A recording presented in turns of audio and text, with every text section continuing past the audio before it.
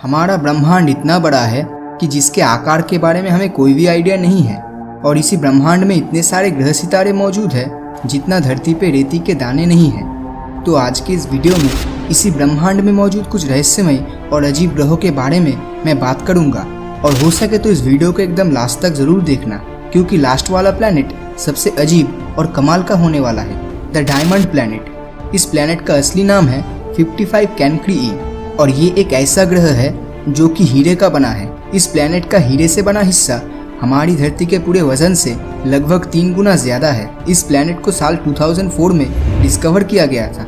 वैज्ञानिकों का कहना है इस प्लैनेट का 1/3 हिस्सा सॉलिड हीरे से बना हो सकता है। जैसा कि हम जानते हैं कि डायमंड कार्बन से बनता है, तो उसी तरह इस ग्रह का ज्यादातर हिस्सा कार्बन का बना है। वैज्ञानिकों ने अनुमान किया है कि इस प्लैनेट के कोर में मौजूद कार्बन के ऊपर बहुत ज्यादा प्रेशर पड़ने की वजह से ये कार्बन डायमंड में कन्वर्ट हो गया है। ये प्लैनेट स्टार 55 कैनक्री ए के काफ़ी करीब मौजूद है, जिस वजह से इसका टेम्परेचर लगभग 1700 डिग्री सेल्सियस के करीब है। डायमंड से भरा होने के कारण पैसों के मामले में इस ग्रह की कीमत लगभग 27 नॉर्निलियन डॉलर्स की इक्वल है और ये हमारे पूरे धरती के जीडीपी से 385 क्वाड्रिलियन गुना ज्यादा है। आइडिया के तौर पे एक क्वाड्रिलियन मतलब 1 के पीछे 15 जीरोस और एक नॉर्निलियन मतलब 1 के पीछे 30 जीरोस। आई होप इससे आपको एक आइडिया तो लग ही गया होगा कि इस ग्रह की क्या कीमत हो सकती है। अगला प्लैनेट है केपलर 452b। 2015 में नासा के मुताबिक धरती के जैसा एक प्लैनेट डिस्कवर्ड हो चुका है, जिसका नाम दिया गया है केपलर 452b। जैसे हमारी धरती का अपना खुद का सूरज है, उसी तरह केपलर 452b का भी अपना सूरज है, जिसका नाम है G2। हैरान कर देने वाली बात यह है कि धरती से सूरज की दूरी जितनी है, केपलर 452b के साथ उसके सूरज की दूरी भी लगभग उतनी ही है और यहाँ का एटमॉस्फेरिक कंडीशन भी लगभग हमारी धरती के जैसा ही है।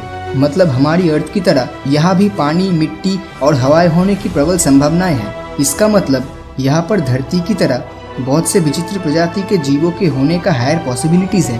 पृथ्वी के साथ इतनी सिमिलरिटीज होने के कारण इसे अर्थ 2.0 भी कहा जाता है। सूरज का एक चक्कर लगाने में धरती को 365 डेज लगता है और वही दूसरी तरफ केपलर 452b को अपने सूरज G2 का एक चक्कर लगाने में 385 डेज जितना समय ले लेता है। मतलब दोनों के रिवोल्यूशन टाइम में सिर्फ 20 दिन का डिफरेंस है। हमारा सूरज 4.6 बिलियन साल पुराना है और वही दूसरी तरफ G2 6 बिलियन साल पुराना है। केपलर 452b हमारी धरती से 2 गुना बड़ा है, लेकिन अगर यहाँ पर एलियन लाइफ होने का चांसेस इतना ज्यादा है, फिर अभी तक हमें इस ग्रह में एलियन लाइफ के बारे में कोई इन्फॉर्मेशन क्यों नहीं मिल पाया है। दरअसल धरती से इस प्लैनेट की दूरी लगभग 1400 लाइट ईयर जितनी है। अब आप समझ ही चुके होंगे कि यहाँ तक पहुँचने में आज के टेक्नोलॉजी से बनी स्पेसशिप को कितना ज़्यादा समय लग जाएगा। लेकिन अगर फ्यूचर में नासा, SpaceX और इसरो जैसी स्पेस एजेंसी अगर स्पेस ट्रैवल टेक्नोलॉजी को फ्यूचर में इम्प्रूव कर पाए, तो हो सकता है भविष्य में हम इस ग्रह पे कभी ना कभी ज़रूर पहुँच पाएंगे। अगर ये दोनों प्लैनेट्स के बारे में जानकर आपको मज़ा नहीं आया हो, तो ज़रा इस अगले प्लैनेट के बारे में सुन लीजिए।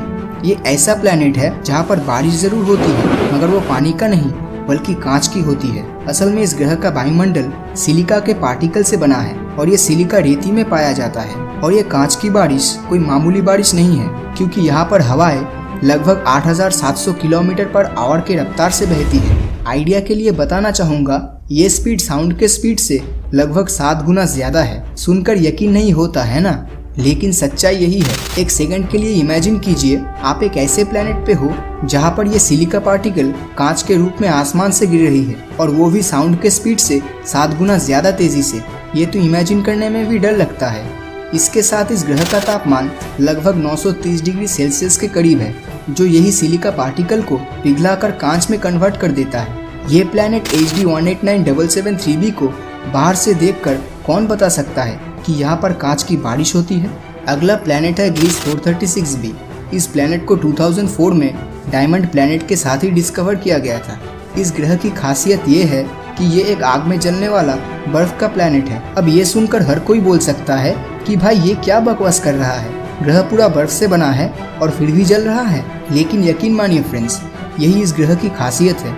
और इस प्लैनेट का एवरेज टेम्परेचर 450 डिग्री सेल्सियस है। मतलब पूरी तरह बर्फ से ढका हुआ प्लैनेट जिसकी एवरेज टेम्परेचर पानी के बॉइलिंग पॉइंट से 4 गुना ज़्यादा है। लेकिन आखिर ऐसा कैसे हो पाया है?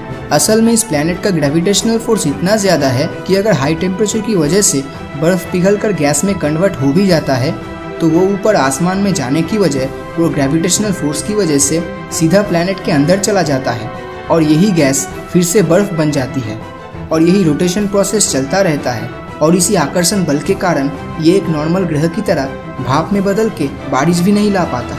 इस प्लैनेट का आकार हमारे सोलर सिस्टम में मौजूद नेपच्यून के बराबर है और अपने सूरज का एक चक्कर लगाने में सिर्फ 2 दिन 15 घंटे का समय लेता है। मतलब यहाँ का 1 साल धरती के लगभग 2.5 दिन में ही खत्म हो जाता है। तो अभी तक मैंने जितने भी प्लैनेट्स के बारे में बताया वो सब हमारी धरती से बहुत ज़्यादा दूर मौजूद है, लेकिन लास्ट वाला प्लैनेट हमारे सोलर सिस्टम में ही मौजूद है जिसका नाम है टाइटन, जो कि सैटर्न यानी शनि ग्रह का चांद है। जैसे धरती का अपना नेचुरल सैटेलाइट मून है, ठीक उसी तरह सैटर्न का भी अपना मून है जिसे टाइटन कहते हैं।